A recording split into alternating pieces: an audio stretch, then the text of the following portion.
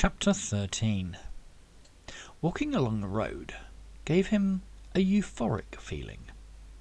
It hadn't looked like this since he was little, and old memories came flooding back. Scanning the area, he remembered the flickering street lamp that never worked properly, which his dad constantly complained to the town council about. He relived the fun that he would have with his friend at Benny's house, and how they would swap their toys and fish at the river together. Then walked past the shop where he used to go with his dad every Sunday. Then noticed the bus stop he used to stand at, waiting for the bus to Charles Kramer High. Everything was just as he had remembered it. It was then that he came across the old side cutting that led down to his house, and the view of the dam. Zack was overcome with emotion as he stared at the dam in all its glory, completely intact and full to the brim with water. Was this a dream? Had it worked? Had he gone back to the past? He remembered the dam and how he had seen the wall break, spewing its contents over the entire town, consuming everything in its wake, and he shuddered from the thought. Flicking the latch on the gate, he opened it. It still creaked the same way it did when he was younger, and he could remember the voice of his mum, as she always used to ask his dad to fix that damn gate. He never got around to it. The spring-powered gate closed with a resounding clunk, and his footsteps crunched up the gravel pathway towards the front door. A moment later he was banging on the brass knocker. The door opened, and his mum just stood there in front of him. Tears started to well in his eyes, and he sniffed, trying not to cry. "Yes?" she said, expecting him to answer. "I am—" He paused. She watched him as he stood there, not knowing where to look. "Look, I haven't got all day," she said impatiently. "I wonder if you—" He stopped, remembering how much he hated her for killing everyone in the town, including his father, even though she hadn't done it yet.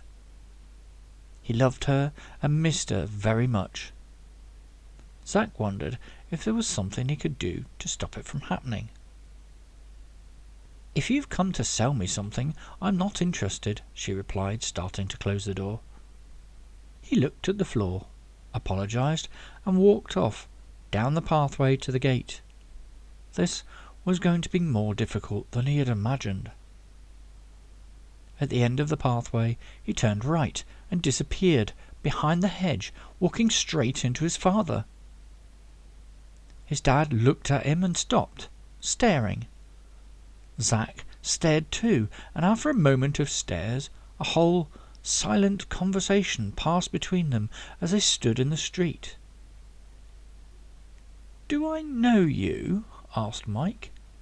No, I just have one of those faces." "Are you sure?" "I would know if we'd met before." Of course, Zack knew his father, but would Mike recognize Zack? After all, he was 30 years older right now, and his facial features had morphed into those of a 40-year-old man. "What were you talking about with my wife?" At that moment the door opened, and Zack ducked behind the hedge for cover as she came out. Zack put his hand in his pocket and poked the material with his finger. Mike stared at Zack. "Is that a gun?" "What do you think? I know you were in the military, so no funny stuff. Get over here and stay behind the hedge." He beckoned with his finger gun, making sure there was enough room between them both. Mike crouched biding his time, weighing up all the options. "You won't get away with this, you know." "Shut up, or there will be consequences," Zack threatened, with a nudge of his finger gun. They watched as the door opened, and his mother walked outside, shortly followed by a woman. His mum got into the car, and the woman jumped into the back seat. The car started, and they drove off down the road. "Okay, I don't know who you are or what you want, but that's my wife, and I don't want you to hurt her." "I'm not here to hurt her, Mike," said Zack.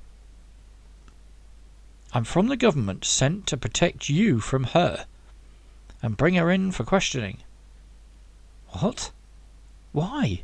What did she do?" "I can't talk about it now, but what I can say is you need to stay here, and I have to go after her." "Stuff that! I'm coming with you," replied Mike. "Okay, but no sudden moves. Understand?" said Zack. "Now let's get that car from the garage and go after her." Mike walked out from behind the hedge and up towards the house.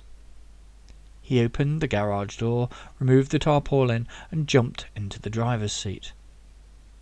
"Are you coming?" Zack got in as Mike started the engine. He reversed the car down the driveway, the garage door auto-closing, and put his foot on the accelerator. The tyres squealed, and the car shot off down the road with a jolt. With the wind in their hair, Zack remembered how much fun it was being in his dad's convertible, and was taking in all the scenery in a blur, but he also knew that all of this would soon be gone. What could he do to fix it? How was his mother innocent? Who was that woman?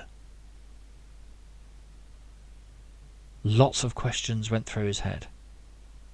In the distance, Zack could see the station wagon. "There she is," said Mike. "Keep our speed steady. We don't want to spook her. We need to know where she's going."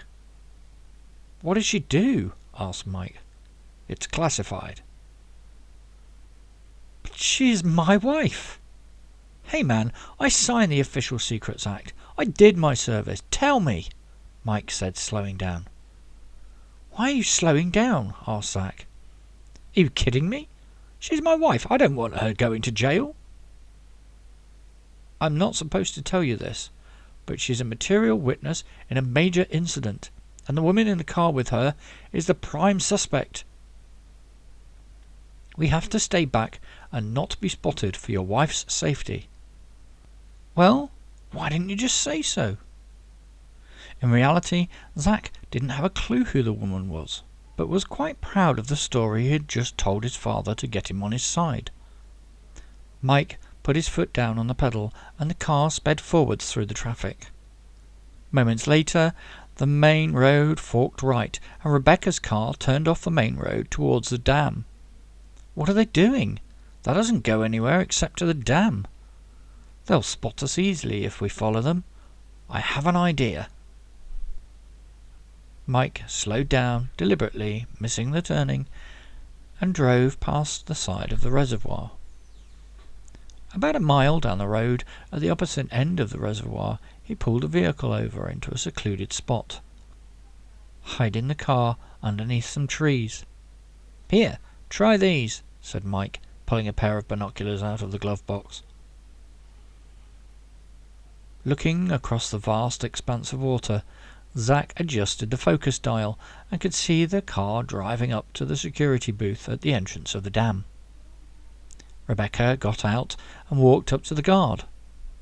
He could see them talking, and then, quite by surprise, he pulled out his gun and pointed it at her.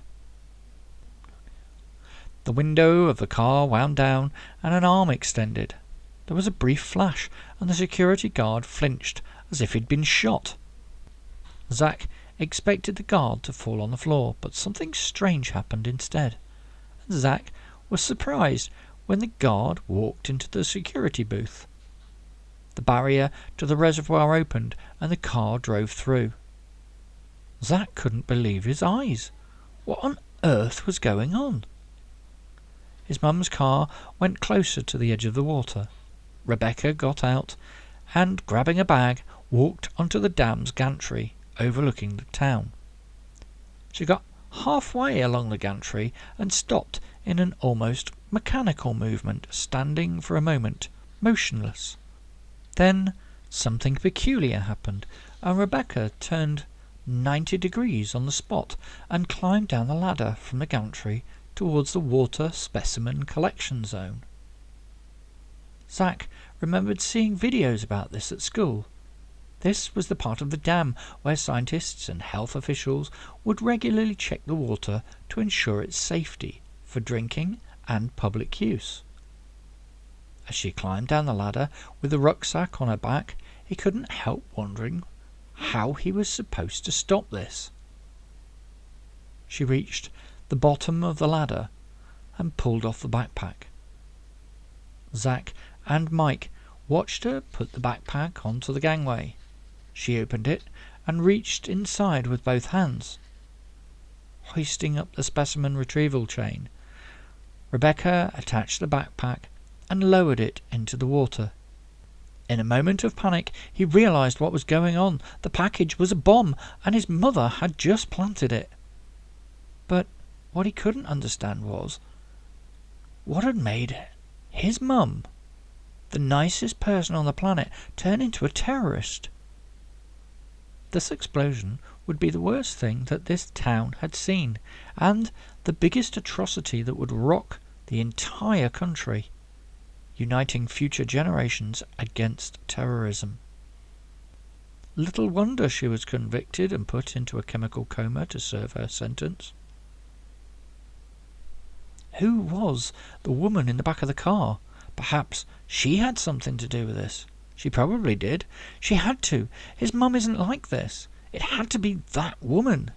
But she was in the car and nowhere near his mum. This was all so confusing. "What is she doing?" asked Mike.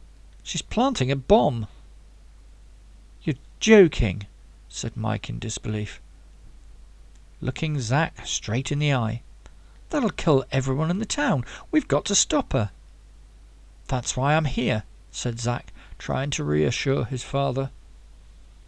"But you said she was a witness. Yet here she is, about to blow up the dam," completely stunned by his wife's actions.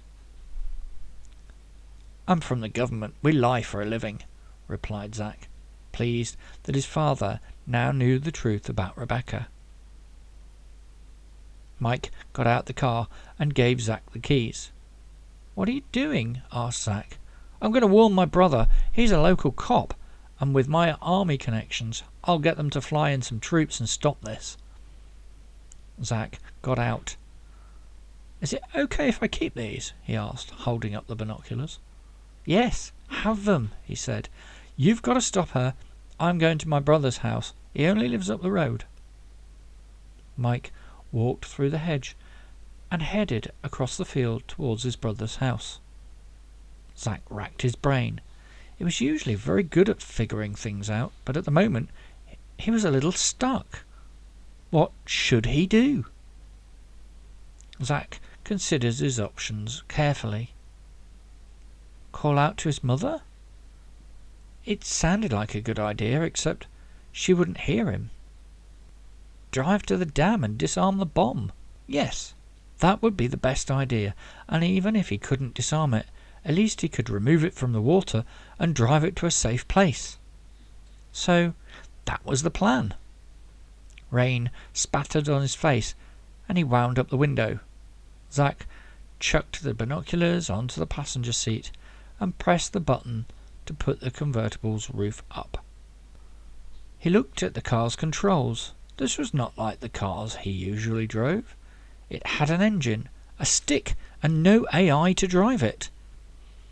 The closest to this was the arcade games he used to drive as a child. The car started, and he put the stick into drive, then pushed his foot to the floor and it all came back to him. It was just like he was driving the cop car in Car Crazy 2 all over again. The back wheels squealed, the steering wheel grabbed his hands, and Zack tried desperately to turn a corner. Grabbing the steering wheel with both hands, he gained control as he let his foot off the pedal. The machine responded. It didn't take him too much time to learn how to drive the automatic. Learning to avoid the other cars was a little more awkward, but the traffic was slow, so he had fewer problems than expected. He could see his mum climbing up the ladder to get back up to the gantry as the convertible arrived at the turnoff towards the dam.